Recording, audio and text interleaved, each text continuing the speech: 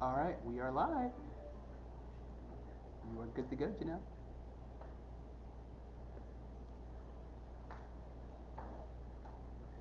Janelle, can you hear us? Yes, I'm ready for you to stop so that I can Sorry.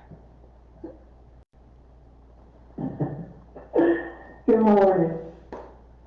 Good morning and welcome to meditation at the Columbus Center for Spiritual Living. My name is Janelle Carroll and I am a licensed religious science practitioner through our center. And I am so grateful to be here with you this morning. Grateful that all the technology worked out and I'm just glad to be able to serve and to connect with everyone this morning. And so I invite you in this time of meditation to just settle,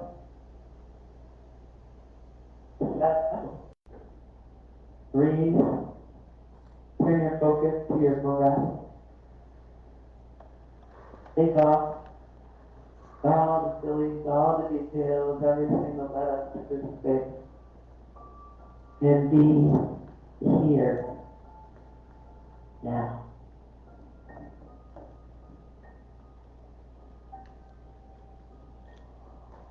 With every inhalation and exhalation going deeper within into that space.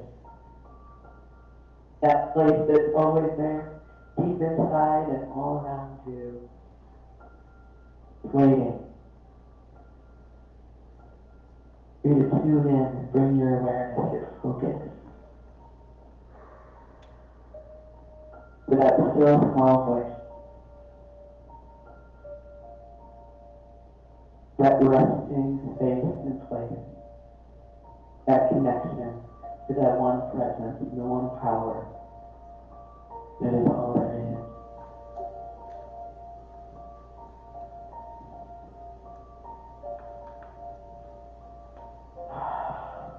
Just resting there,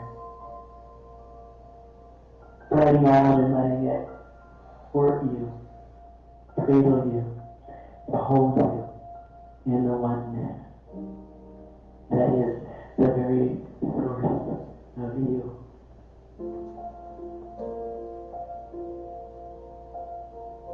This morning I hope to be here on the farm walking out on the earth, to share the abundance of birds that have returned now with the coming of spring.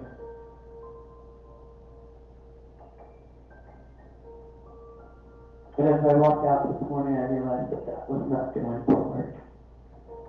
It is spring and things are blooming, and there are some birds that are a little quieter than normal, perhaps still recovering from the wind.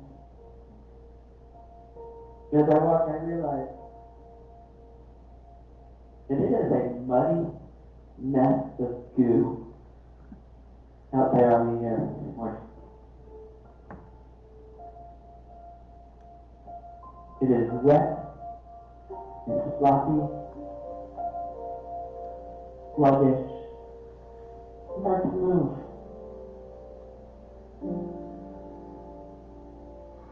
And so I thought, perhaps it's not time for movement right now. We go through the long winter, waiting for spring, that time of rebirth and creation. We think of the flowers and the butterflies and the beauty that awaits us in spring. But the truth is that sometimes spring, sometimes that time of creation is a big, messy, muddy pile of dew.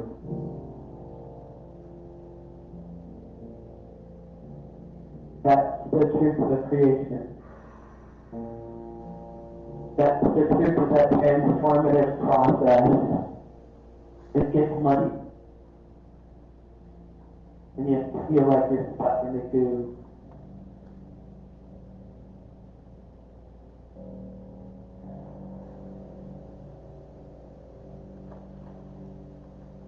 It's a vulnerable feeling. This month is speak of vulnerability. I think of that caterpillar that's been eating and eating and eating to get itself big. And it gets itself big, and then it forms that cocoon. and just dissolves into goo. There's no worm in that cocoon growing wings. That whole caterpillar just releases, surrenders to the goo. How vulnerable, and yet how brave. Faith and trust to just release into that goo.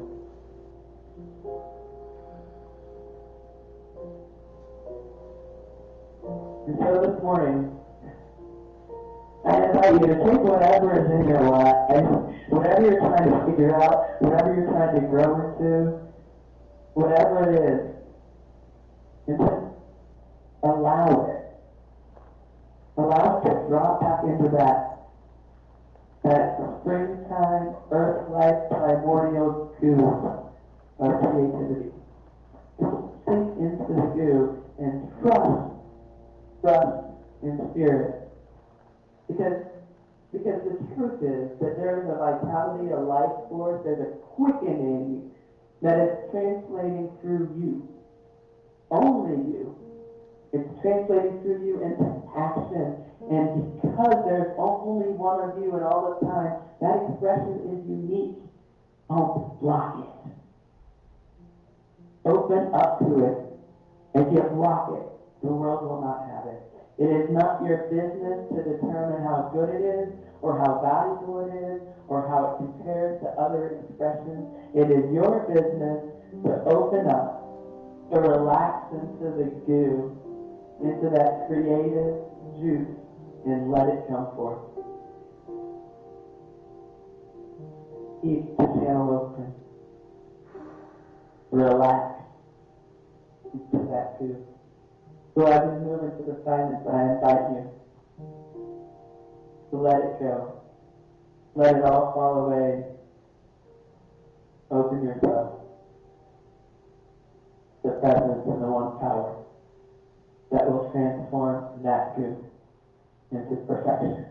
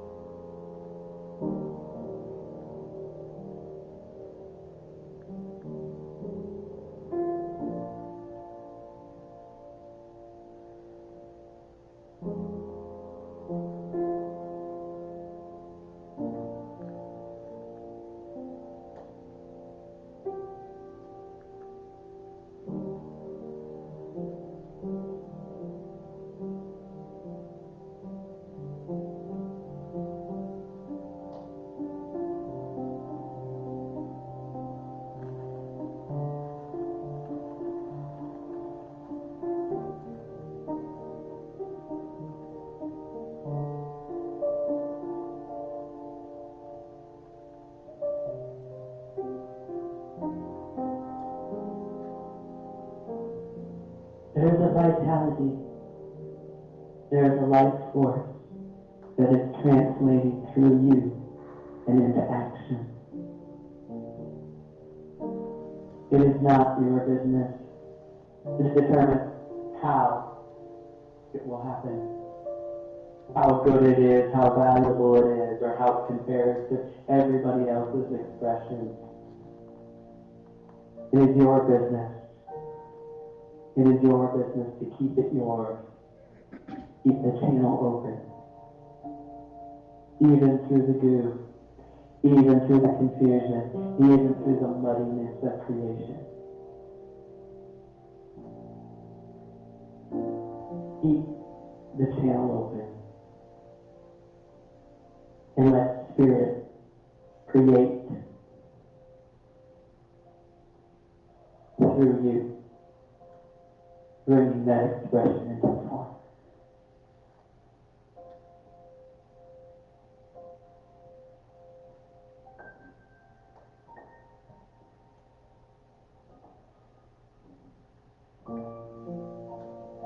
I invite you now to bring yourself back into an awareness of the space around you, the physical space which you occupy, to your breath, to your body.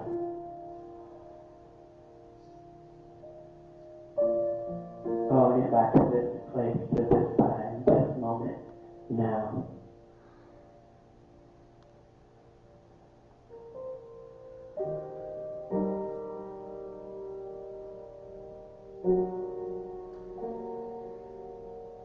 Breathing in and breathing out.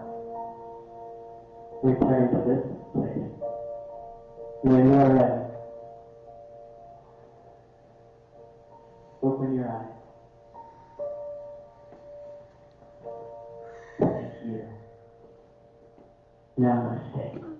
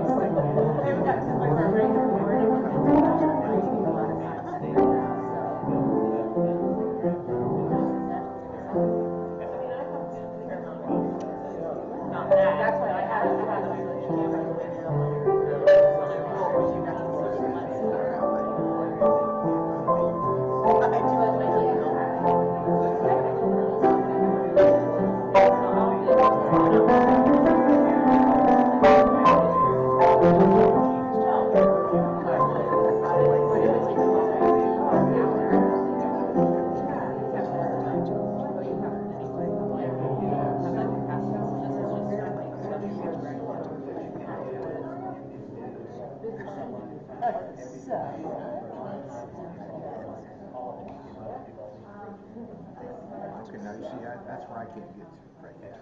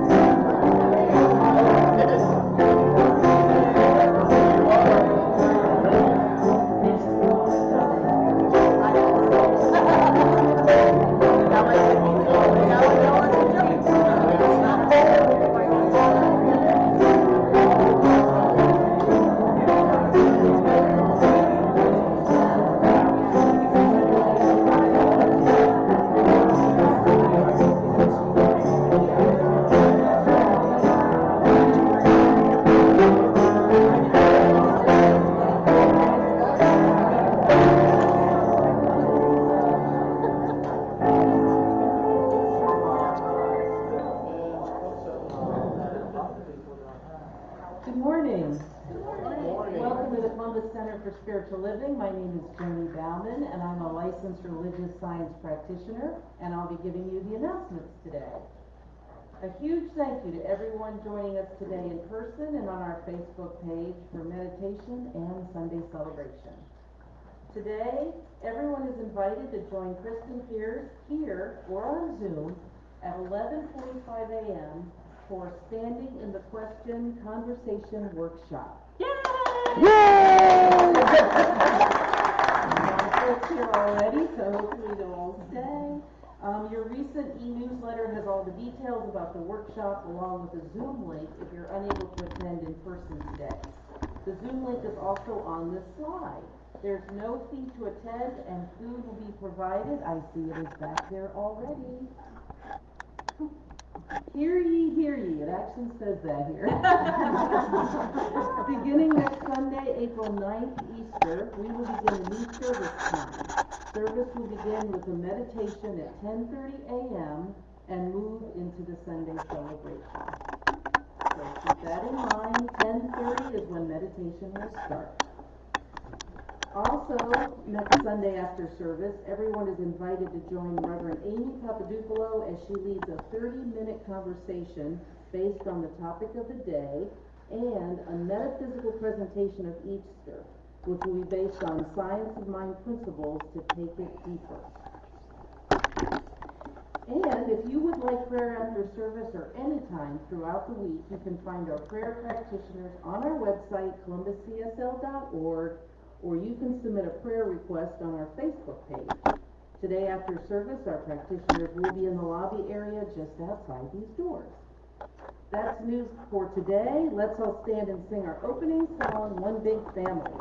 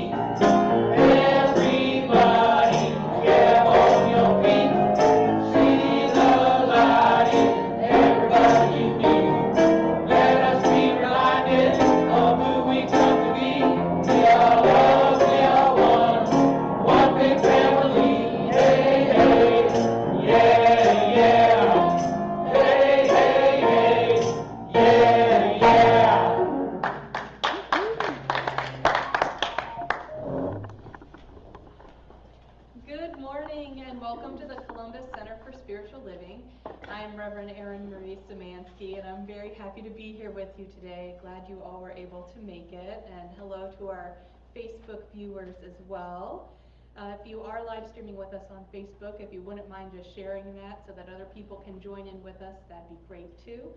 We here at the Columbus Center are an inclusive organization. We really strive to support every individual wherever you are on your spiritual path, to just love and support each other in being that love and light of the divine that we know that we all are. The recording of today's service will be posted to our YouTube channel, Columbus CSL, and you're always welcome to go back and view past services and put little messages on there for us. We do go back and look at those, so thank you. And now I'd like to invite you to read our mission statement along with me. We serve the transformation of individual lives through education, spiritual practice, and deep community, using spirit and science of mind principles as our compass. Thank you. I'd like to thank our practitioner, Janelle Carroll, who led us in meditation today, and I would like to reintroduce Joni Bauman to the platform.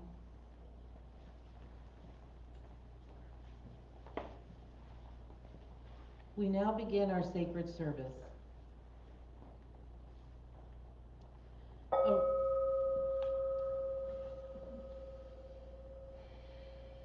A reading from Ernest Holmes' Signs of Mind magazine. We resist being what we really are. We need to accept the fuller expression of the mind that is within us.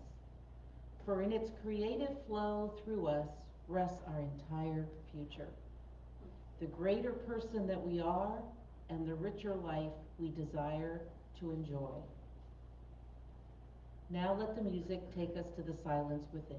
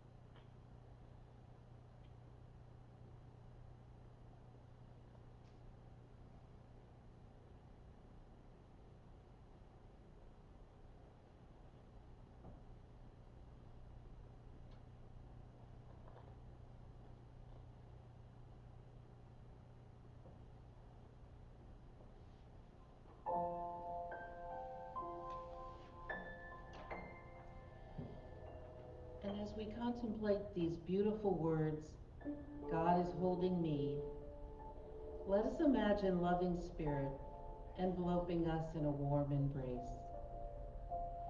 This spirit is abundant in love and grace and power.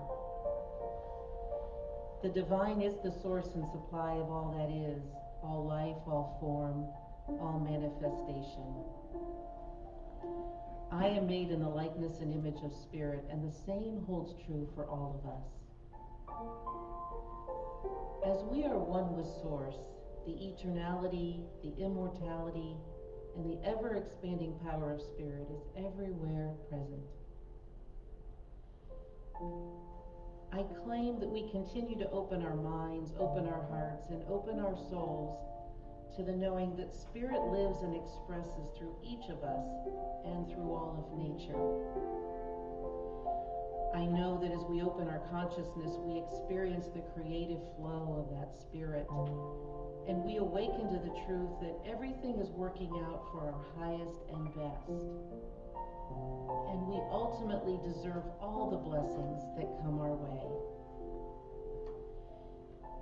And so I release this understanding of our truth into the law, knowing that it is already done. And with a grateful heart for each of us expressing with divine insight and creativity, please join me in saying, and so it is.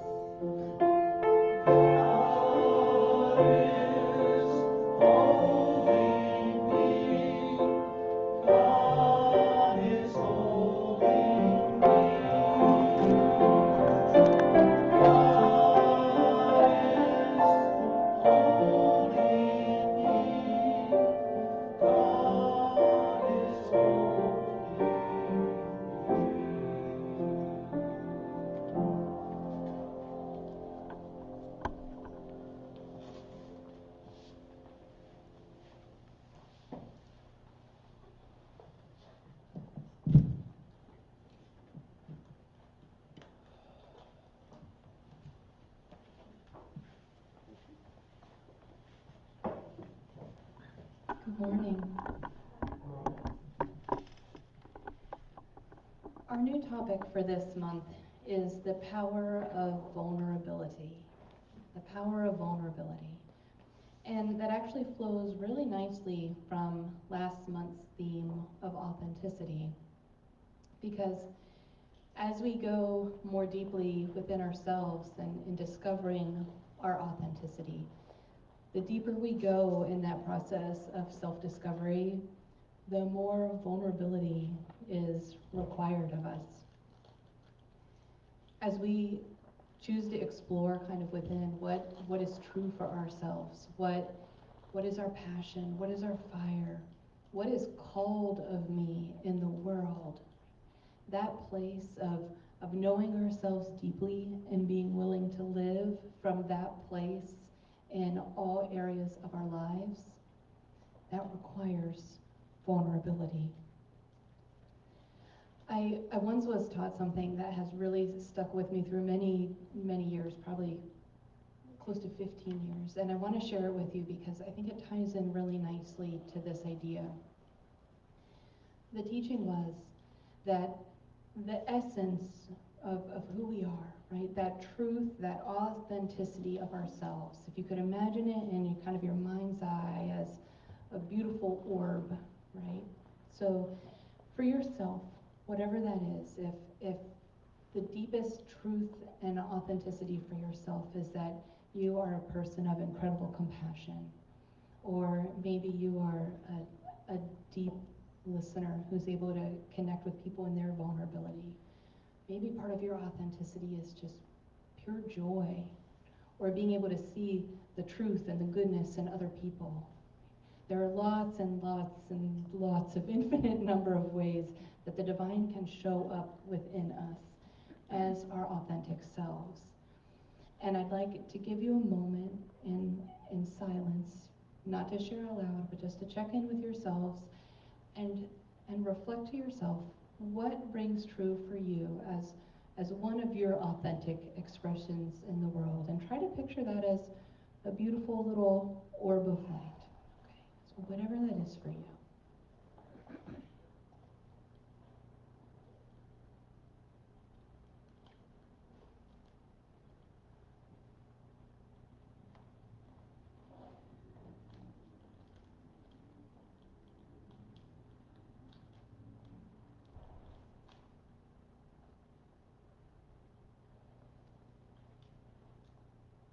Now that place within of that beautiful authenticity and divine alignment in spirit, it would be amazing if we could live from that place all the time, right? In every challenge and interaction that we experienced in our lives, if we could live from that place.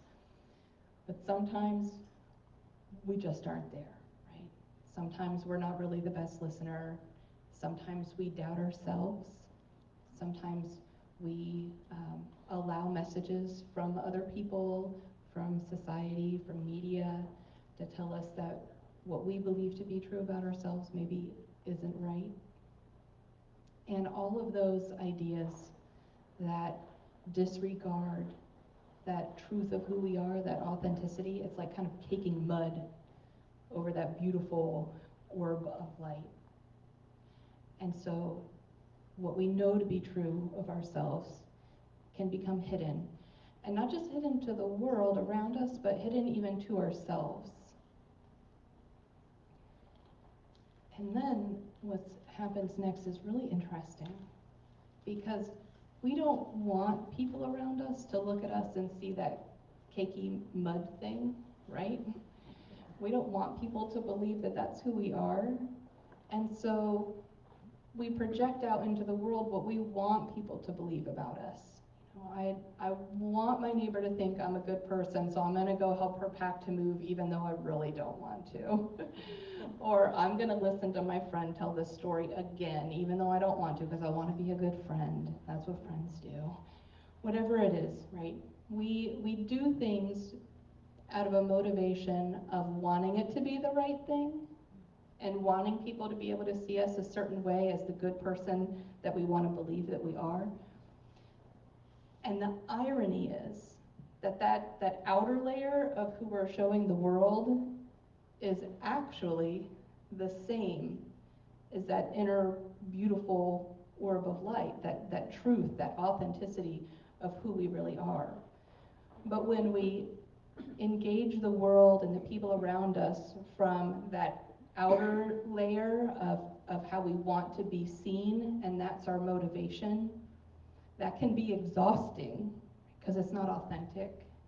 It can drain our energy, and we can feel resentful about doing the things that we do because we're supposed to, because we think it's the right thing to do, the good thing to do. But if we're able to really go deep within ourselves to that place of authenticity and place of vulnerability with ourselves and with other people, and choose to engage the world around us from that place of deep authenticity, we may be doing the exact same things. We may be helping our neighbor pack to move, or listening to our friend tell that story again for the third time, but we're doing it from a different place. We're doing it from the place of knowing that this is who I am in the world. I'm a being who's a compassionate friend. And so I sit here with you and I listen to this story because I know for some reason you need to tell it, and I'm here to hear it. Or I'm helping my friend pack because I care about her and I want this time to be less stressful for her.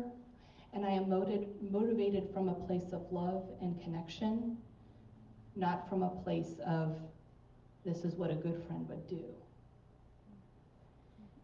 And so what we do might be the same thing, and how we want to be perceived might be exactly the same thing. But which place we are moved from makes all the difference in the world.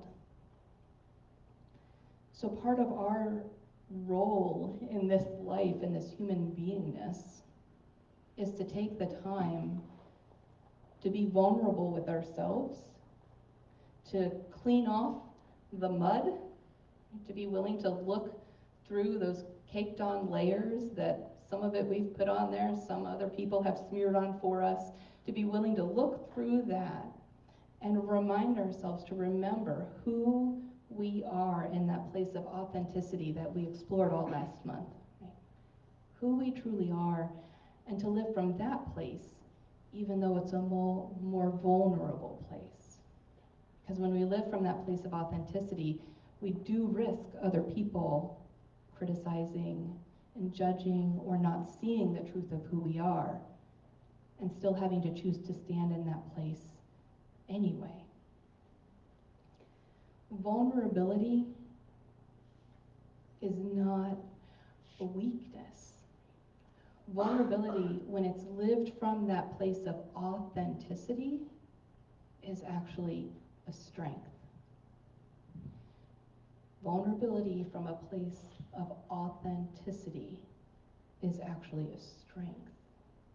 Because what it does in that place of truth of who we are is it invites connection. It invites relationship. And when we connect with other people in that place of authenticity and vulnerability, there is kind of a sacred space that is held there. A way of connecting with another person that can't happen in any other way. the more deeply we choose to live with authenticity and vulnerability, the more deeply we're able to connect. The other thing is the more deeply we accept risk, the risk of being hurt, the risk of being rejected. That's part of vulnerability, right? Vulnerability in love, in relationship, because all true deep relationship and connection, that is an expression of love. That accepts the risk that comes with loving and being loved. The risk that maybe the way that I show my love will be rejected, or maybe somebody will leave me. Maybe I will experience the death of this person that I love. Maybe I'll be absolutely blindsided. I loved somebody very deeply that I would be going along and feeling like everything was great in the relationship and beautiful and good, and then would be blindsided with this comment that, oh, well, I feel like there's a lot of distance between us right now. And I would just go, whoa, wow, like here I am in a vulnerable, deeply loving, feeling connected place, and feeling like I'm getting blindsided by a comment like that. The more deeply we allow ourselves to kind of enter a place of lovingness and vulnerability with another person, the more we open ourselves up to the risk of being hurt. And that's not necessarily a bad thing, right? Because we also are opening ourselves up to incredible beauty and connection and power in that relationship. Yesterday, the friend moving is a real thing for us, actually. Our neighbor just moved yesterday, and I had asked her to please come over and let us know before she left so that I could say goodbye, and it was getting late. It was like 10 o'clock at night, and I was still up in my office working on a project, and I got a text message from her that said, well, I stopped by the front door, but it looked like you guys were, asleep, so, have a good life, kind of a thing. And I was so hurt. I was so hurt. And I messaged her back, and I was like, well, like I asked you to please come say goodbye. And, that sort of thing happens when we love, when we allow ourselves to be vulnerable, when we allow ourselves to connect deeply with somebody, we accept the risk that we might get hurt. And maybe it was very sad and painful for her to have to say goodbye, and the easier thing to do was to not. And I have to respect that. But that doesn't mean that it doesn't still hurt. Now, this week, I want to tie into the Christian tradition a little bit here too, because what is the Holy Week for Christianity right now is actually very deeply connected with this idea of vulnerability and authenticity. So today in the Christian tradition is Palm Sunday. It is the beginning of the High Holy Days in Christianity, much more important than Christmas. And Palm Sunday today is a day that the story goes, Jesus came into the town of Jerusalem and was just celebrated and welcomed and honored, and people were so joyful to have him come into the town. They were waving palm branches and they were laying them down before the feet of his donkey to walk on, and just everybody happy to see him. And that wasn't a common thing for him. In fact, the town of Jerusalem was a place that he lived in a lot as a youth, so they kind of knew him. They were like, oh yeah, you're Joseph's kid. We know you. He was kind of like not a really big deal in that town compared to other places that he would travel to teach and preach. And so him coming into this great fanfare in Jerusalem was not a typical sort of thing. It was pretty special. And there are 4 different books in the Christian scriptures that talk about Jesus' life, called the Gospels. And they all tell a whole wide variety of stories about his life. But there are very few that all 4 Gospels will all tell the story. And this entry into Jerusalem is one of those stories that all four of the books all tell this story of how he was welcomed into Jerusalem. It was a really big deal. It was really important.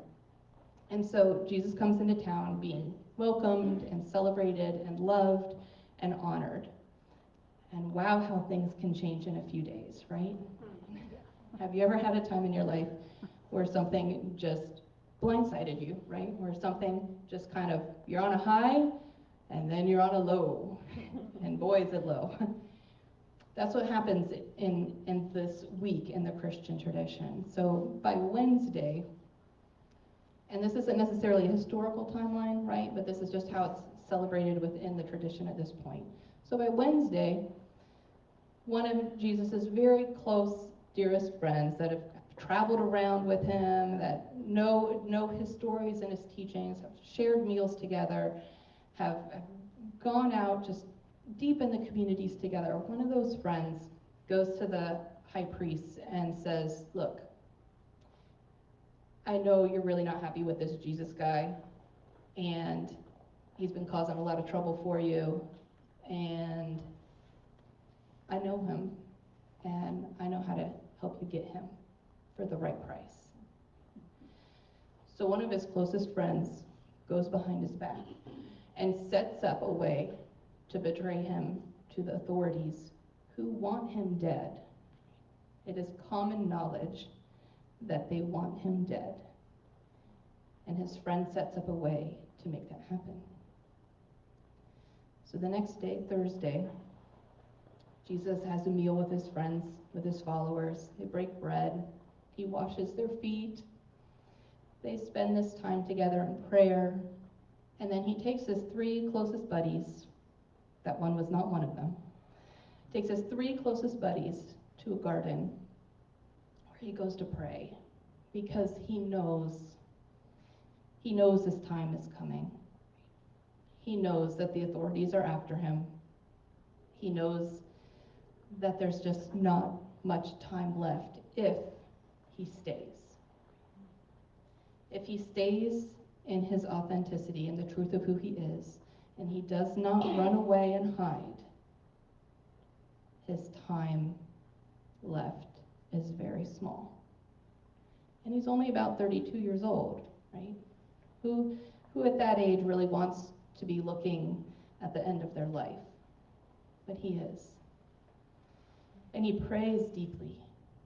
He prays in grief and sorrow that if there's some other way, please let it be that way. Let it not be this. If there's some other way. And he weeps. And he takes his friends, he goes to his friends and he's like, please, stay with me here. Like, hold this space with me. Pray with me. Help me through this time. And he prays. And he goes back and he steps and checks on his friends, and his friends have fallen asleep. And this happens multiple times, or his friends, they just aren't able to be there for him.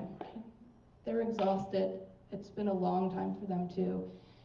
They're not able to stay awake with him, and so he is alone in the garden, knowing what is about to happen, and praying, praying, and crying, and praying, and crying. And then that friend who betrayed him comes with the authorities to arrest him. And he's taken from the garden, and he goes peacefully. He even heals somebody that is injured. He goes peacefully, because that, from all the stories that we know of him in the Bible, that is the truth of who he is. He could have fought. He could have told them how wrong and bad they were. He could have done all kinds of things. He had all kinds of power, but he chose to go peacefully, because that was the truth of who he was. That was how he was called to show up in that time, in that experience. And he stayed in his truth, even though it left him incredibly, incredibly vulnerable. He's taken before a trial that night. That night, he is sentenced to death. And his very best friend, the one who's like this with him, right? His best bud, his right-hand man through these years, 3 times tells people, oh no, I don't know him. I don't know that Jesus. You want to kill him? Oh no, I don't know him. I'm not part of that group. Betrays his friendship 3 times. And Jesus is left alone. So the next day on Friday is the story of the carrying of the cross through the town. He's forced to carry the cross he's going to hang on. They beat him, they spit on him, they call him all kinds of names. It's a really horrific experience. And then he's nailed on that cross and left there to die with people jeering at him. And the last things that we know of his words, the last things we're told that his words are from the scripture are, Father, forgive them. They don't know what they're doing. Wow. Wow. I don't know that I would have that kind of depth of compassion for people that should have known who I was, whom I had been so vulnerable with, so authentic with, and who had turned on me. But we are told that that's who Jesus was. That's how he showed up in the world. And then he's buried that night. Now, what's really interesting in mostly the Catholic tradition does this particular part of the ritual, but it can happen other places too. There's a ceremony called Tenebrae. And in the Tenebrae service, there are candles all in the community. And this started way back before there were electric lights and whatnot, right? So the service happens in the evening time. It's dark outside. People have candles. That's the only light in the building. And as the story is read, the lights are slowly extinguished until it is darkness. And whoever is reading the scripture, the story, they slam that book closed at the end. A loud and powerful noise that echoes through the building to symbolize the stone being rolled in front of the cave where Jesus is buried. And that's how things end, in quiet, in darkness. There's no music to sing yourself out. There's no community gathering. There is empty, dark, quiet.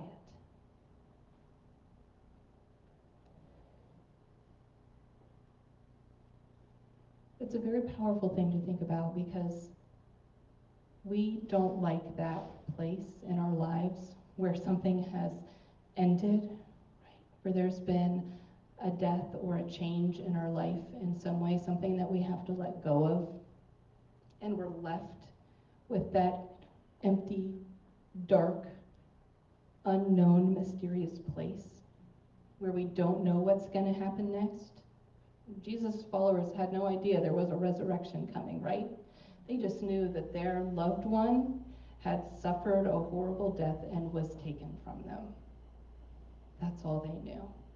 And now what? Now what? And we have those places in our own lives where we suffer some loss, where we suffer some big transition that we weren't ready for, we didn't want for ourselves, and then we're stuck there in that place of waiting for what happens next. When we don't know, when we're vulnerable, when we have grief and sorrow and emptiness and hoping for maybe something like a resurrection, but who knows? Who knows what that's going to look like or when that's going to be. For right now, all we have is that dark, quiet, mysterious space of unknowing.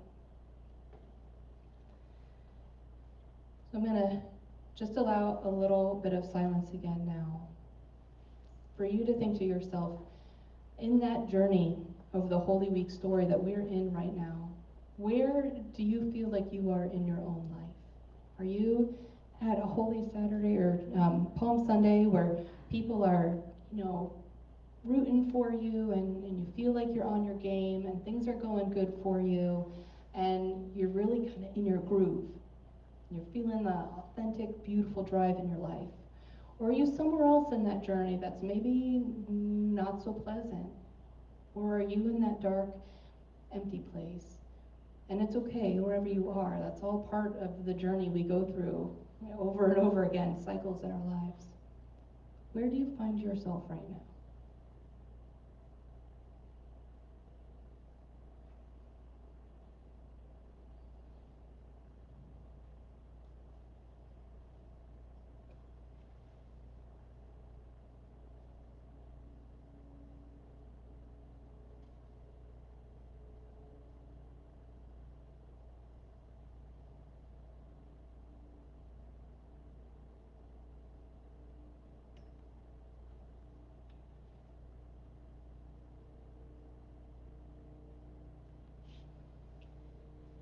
The really important part of this whole story is that in all of it, God is there. In none of it are we alone. Whether we're riding high, being welcomed and celebrated, or whether we are in the dark, empty, lonely place, God is there. And when we are able to engage in those places with openness and vulnerability and authenticity within ourselves, we are able to more deeply align with that presence of spirit within us. We're able to connect on a deeper level with the divine. And especially when we're in that place of the tomb, right? That place of the quiet, dark, waiting, it can be really tempting to want to micromanage that space, to want to try to plan and control and, make decisions and kind of fill that void as much as possible so that we don't have to sit with that emptiness and vulnerability that is so uncomfortable. But what is really the more freeing way to experience that is to just let go and allow that emptiness to be there. Because what spirit can do with an emptiness is amazing. Absolutely amazing. And whatever I might be able to imagine could fill that space could never be as big or amazing or as beautiful as how spirit could move to fill that space. And so it's okay at times in our lives when we have kind of this empty void, this place of transition and change. It's okay to have some kind of general idea where we want to go, but it's important that that be tied back to our authenticity. It's important to check in that empty, quiet place. What do I really need right now? Wow, my whole world just crumbled around me. What do I need? Not how can I fill it, not how can I fix it, not what can I do about it, but what do I need? What is called of me? Where is spirit in this? And that's how we move to the next step. That's how we move to the resurrection. Trying to fix it all and put it all back together of our own power, that'd be like trying to drag Jesus' body out of the tomb and bring him back to life ourselves. It doesn't happen. It's the power of spirit, it's the power of the divine that is able to bring new life into something. It can do it through us, but we don't do it of our own human accord.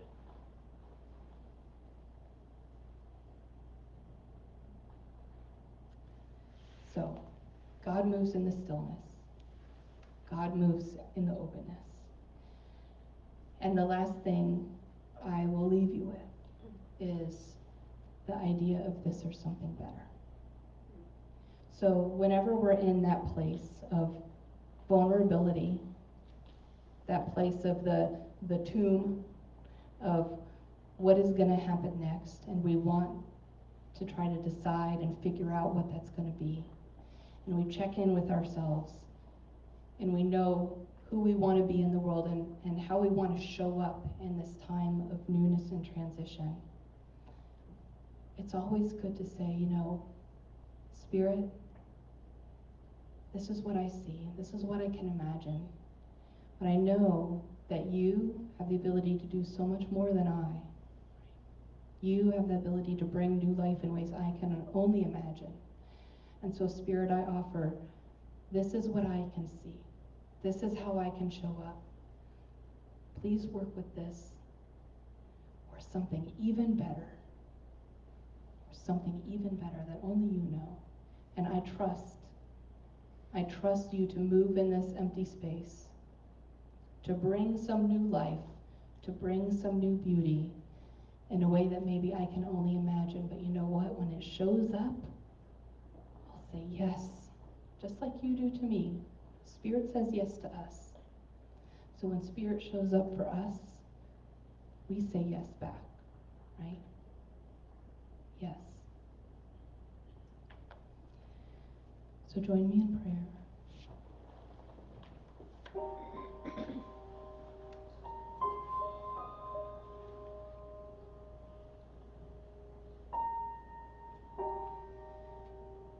I know that there is one Spirit that has moved through people in all of creation, in all of time. That the God of Jesus, the God of Muhammad, the God of Allah, it's all one God.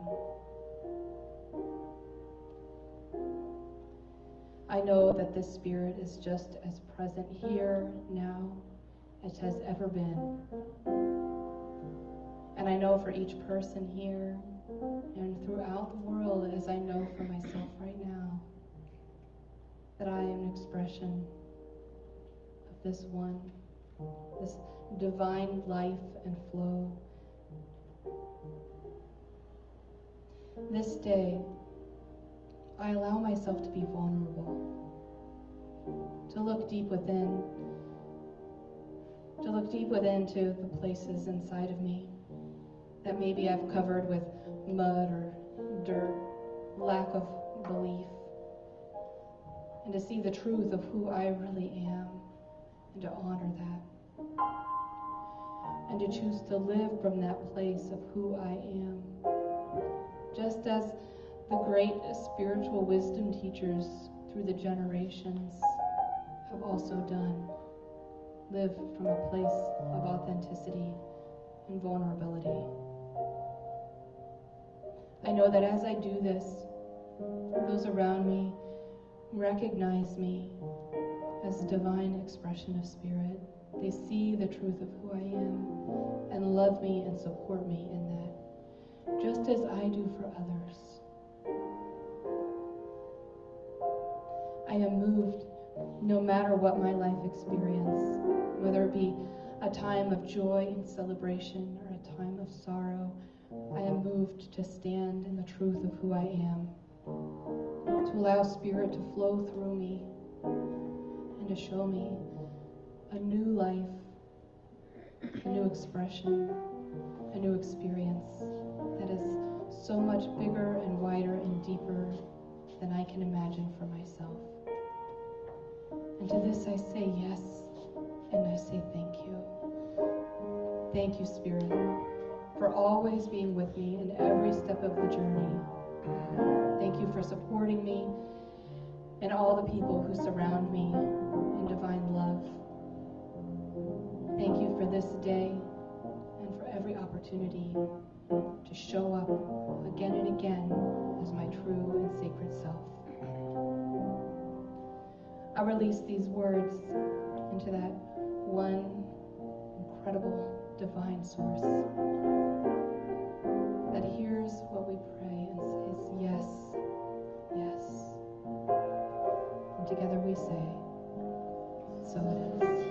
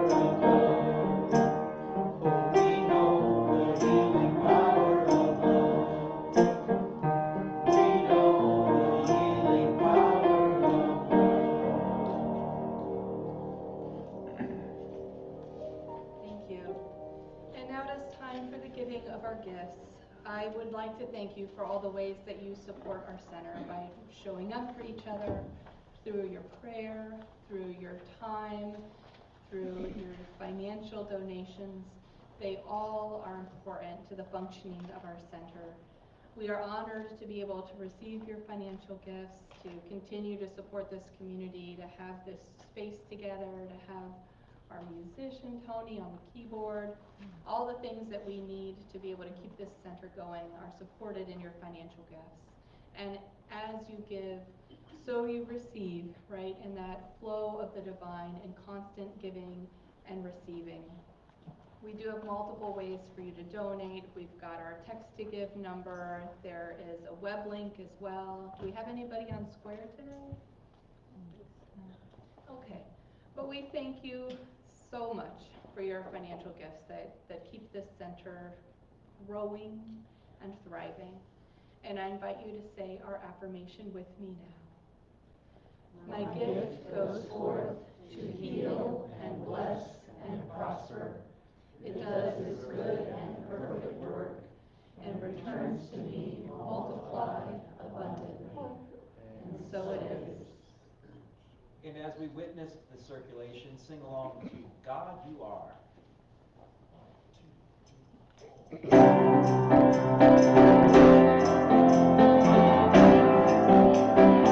God you are, every mountain, God you are, every ocean, God you are, every canyon, every inch of earth and sky.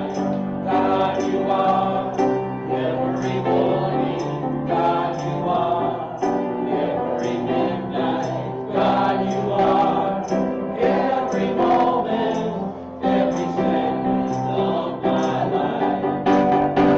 Everything I see, everything I do, everything I am is you. Everything above, everything below, everything I know is you.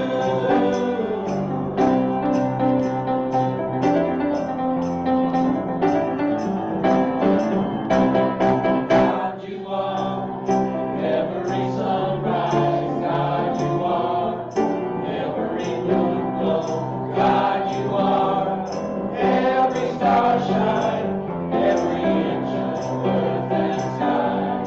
God you are, every springtime, God you are, every snowfall, God you are, every season, every second of my life. Everything I see, everything I do, everything I am is you.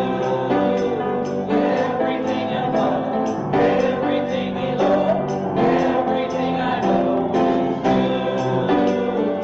Everything I see, everything I do, everything I am is you. Everything above, everything below, everything I know is you.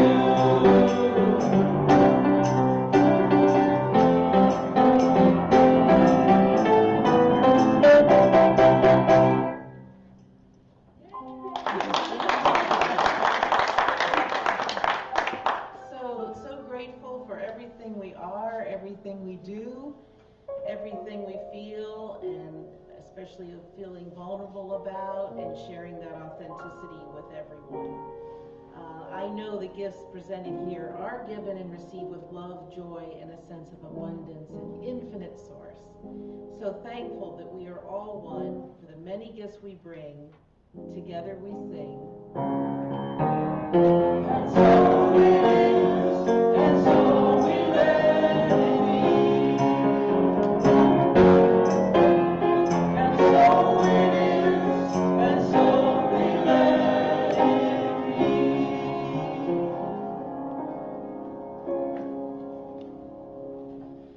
In our time of Thanksgiving, I would like to thank our practitioners today, Janelle Carroll for leading us in meditation, Joni Bauman for being on platform today. A big thank you to Tony Bernardi, who is our little piano man back there, and a little foot tambourine. Colburn, our service coordinator, Debbie Conkle for live streaming us to Facebook and for doing the slides. Thank you to our song leaders, Dave Scarborough and Tony Miller. Thank you. And to all the other volunteers who do their magic. That's right. And last but not least, of course, thank you all for being here today. You are the community. Thank you.